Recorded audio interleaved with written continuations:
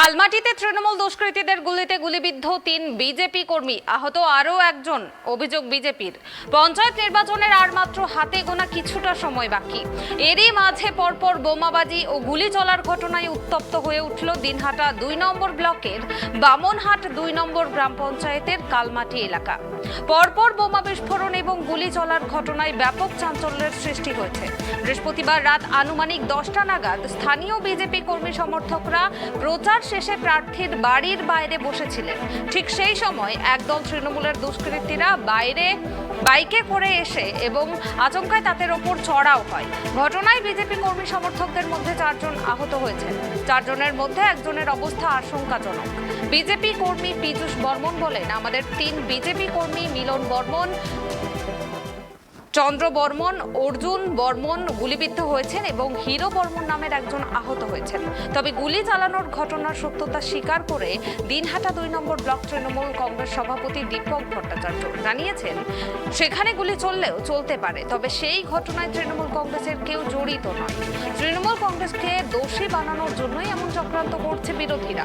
ইতিমধ্যেই খবর পেয়ে ঘটনাস্থলে পৌঁছেছে সাহেবগঞ্জ থানার পুলিশ এবং কেন্দ্রীয় সুরক্ষা বাহিনী। তারা দ্রুত ৪ জনকে উদ্ধার করে বামনহাট ব্লক প্রাথমিক হাসপাতালে নিয়ে যায় তাদেরকে। আমাদের অভিযোগ এটাই, আমরা বিজেপি প্রার্থী করি, আমাদের উপরে এই রকম করে আমরা ভাবতে পারি নাই। আমাদের প্রার্থীর বাড়িতে আমরা ছিলাম, ওখানে আমরা বসেছিলাম, অনেক কয়জন ছেলেমেলে, ওখানে ওরা 5টা বাইক নিয়ে যায় আমাদের উপরে আক্রমণ করে। ওরা কারা? ওরা তাদের ছিল আমরা তো বলতে পারি না, কিন্তু ওদের কিন্তু একটা ঝান্ডা ধরা পড়ছে। ওদের সঙ্গে একটা ঝান্ডা ছিল, টিএমসির ঝান্ডা ছিল, মানে বাটামে লাগানো ছিল। আমাদের 4 জন আহত হয়েছে। কিভাবে আহত হয়েছে? ওদের প্রথমে আমরা ওই জায়গায় বসেছিলাম, গিয়ে ওরা প্রথমে বললো যে বোম আর বন্দুক বের কর। প্রথমে 2টা বোম ফেলছে, তারপরে 3টে গুলি করছে। মানে 3 রাউন্ড গুলি চালায়? হ্যাঁ। গুলি কাকে কাকে লেগেছে? গুলি লাগছে চন্দ্র বর্মন, মিলন বর্মন, অর্জুন বর্মন। মিলন বর্মনের অবস্থা খুব খারাপ। তার পেটে গুলি লেগেছে?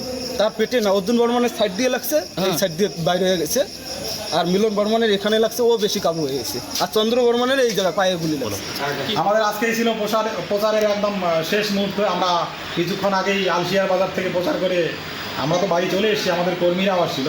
এই মানে শান্ত পরিবেশকে অশান্ত করার জন্য তৃণমূল কংগ্রেসের সঙ্গে মানে লোকজন দিয়ে না পেরে ওরা চাচ্ছে যে পরিবেশ কীভাবে অশান্ত করা যায়। বিজেপির যে চক্রান্ত, তারা নিজেরাই পরিবেশকে উত্তপ্ত করার জন্য বাইরে থেকে দুষ্কৃতী এনে, ভোট ব্যাংক কিছু নেই, কীভাবে সাধারণ মানুষকে ভীত সশস্ত্র করে যদি আটকে রাখা যায় সেই চেষ্টায় মেতেছে।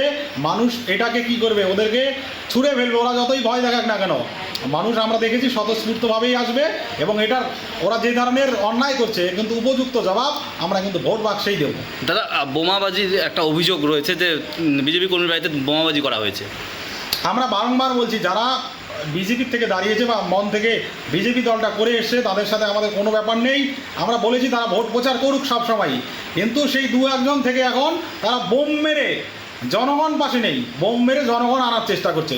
এটা আমরা কখনোই হতে দেবো না। আর কালমাটিকে অশান্ত করতে চাইলে তখন কিন্তু আমরা যেভাবে শান্তির বার্তা দিচ্ছি, আমরাও বাধ্য হব তখন তাদেরকে সেই মানে অশান্তির হিসাব অশান্তিতেই করবো। তখন আমরা সবসময় শান্তির পক্ষে আছি, কিন্তু যদি আমরা শান্তির পক্ষে থাকাতে বিজেপি যদি এটাতে আমাদের দুর্বলতা পাবে, তাহলে তারা ভুল করছে। আমরা শান্তির পক্ষে আছি, ওরা অশান্তি করতে চাইলে তখন কিন্তু অশান্তির হিসাব আমরা অশান্তি দিয়েই দেবো।